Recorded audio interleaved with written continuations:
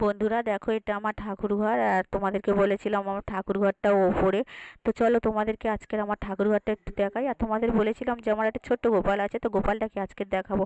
গোপালটাকে দেখো, সন্ধ্যে 9টার মধ্যে আমি ওকে শুইয়ে দিই, ওর বিছানা আছে। তারপর সকাল হলে ওকে তুলতে হয়, বাসি মুখ ধুই আর বাসি জামা কাপড় চেঞ্জ করে তারপর আমি ওকে খাইয়ে দাইয়ে নিচে যাই। তারপরে আমি টিফিন করি আর তারপরে আমাদের রান্না বান্না হয়। তো চলো তোমাদেরকে সামনাসামনি একটু গোপালটাকে আমি দেখাই।